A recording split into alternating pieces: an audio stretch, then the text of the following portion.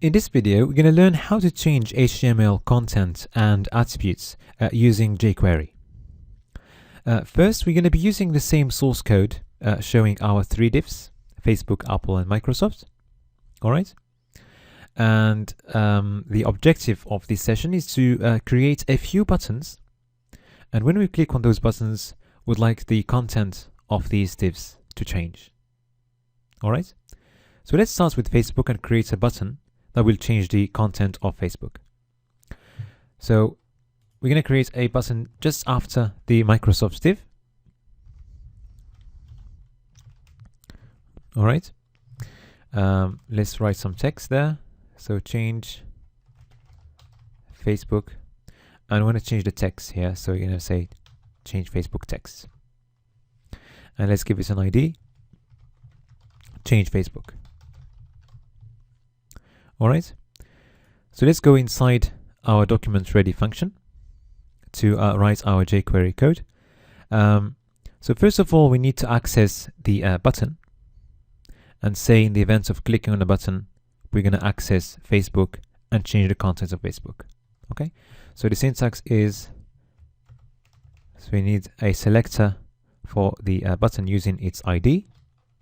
So it's change Facebook. And then the event here is click. And we're going to need to put everything between parentheses. And it's going to be a definition of a function. And the code of the function is going to be between curly brackets. So we need to access the Facebook div. So you're going to use the selector of the ID of Facebook, which is Facebook. And then we're going to use a method here. It's text. And it needs one parameter, which is going to be a string. So how this method works is going to take this parameter, and whatever we put between the quotes is going to replace the content of Facebook. So basically the content of Facebook is everything between the div tags, which is what we just highlighted. All right. So let's try, for instance, this is Facebook. And let's see what happens. So you can see there that once we clicked on the button, the content has just changed. And this is showing exactly the same HTML code here. The only thing that changed is that rather than having the paragraph and a span in it, we just have some text there, which is between whatever is between the quotes. All right. Okay. Now we're going to try something else. We're going to create another button, and we want that button to change the content of Apple. And this time we will change the content using some HTML code. All right. So we're just going to copy paste the same code. So this time, so we need to access another button that will change Apple. So let's create that button. I'm going to call it change Apple. And let's say here change Apple HTML, because we're going to be using some HTML code to replace the content. Okay, so change. So we're accessing change Apple button, and the statement is going to be accessing the Apple div. And rather than using the text method, this time we're going to use another method. It's called HTML. So what this method is doing is going to be taking a parameter, and inside the parameter we're going to be writing some HTML code. So that HTML code is going to replace whatever HTML code is between the div tags of the Apple div. Okay, so let's try something like this. So for example, let's try, this is Apple. That's one paragraph. Let's add another paragraph. For example, new iOS available. And let's close the paragraph. So now we're expecting this HTML code to replace the content of the Apple div, which is this. Okay, let's save and refresh the page, and now let's click on the button, and we can see that the content of the Apple div has just changed to our couple of paragraphs. All right. Okay, now we're going to try something else. We're going to create an input. Okay, just there. And we are going to create another button that will change the value of the input. So let's create the inputs just before the buttons. So let's put it inside the paragraph. Okay. Okay, we need to add another statement here. So we're just gonna copy paste the same statements. So this time we're gonna access another button. So let's create another button.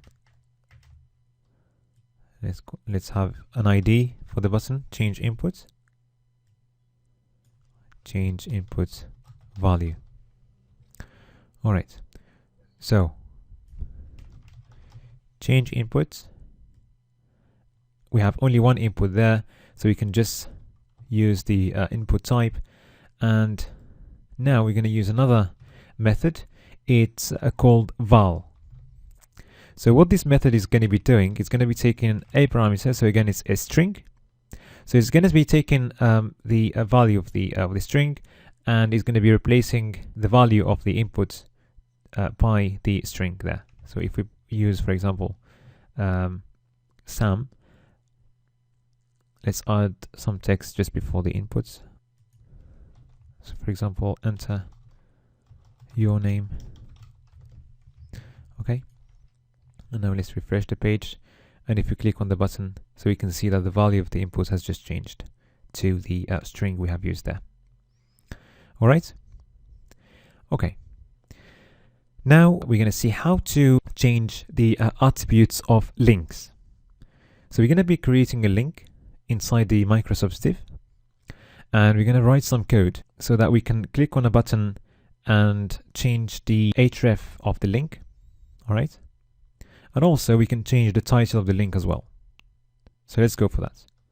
So first of all, let's create a paragraph inside the Microsoft div. So it's going to be another paragraph there, and inside the paragraph let's have a link.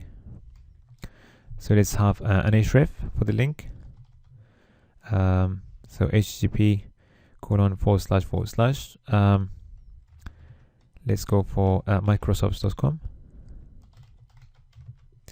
and also let's have a title, Microsoft, and also let's give it an ID, and let's go for Microsoft's link.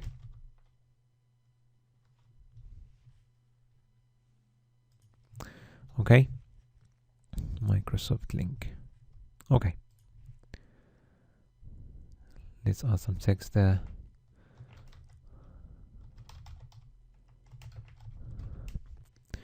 Okay, so now let's write some jQuery code. So we're going to be accessing the button that will change the Microsoft link. So first let's create that button, and call it change Microsoft. Okay, change Microsoft. Okay, so we're accessing the button by its ID, so change Microsoft, and the event is click. All right, so everything goes between parentheses, and that's where we define our function. Let's close the curly brackets, and now we need a statement where we access the Microsoft link. So we need a selector using the ID of the link, so Microsoft link. Okay, and then we're gonna use another method here to change the attributes of the link. It's the attribute method. Okay, so let's pay attention to the syntax. It's ATTR. All right, and then the method is going to be taken as a parameter, something between curly brackets. Okay, and we can put as many parameters as we want. Okay, so we can go for 1, 2, and more.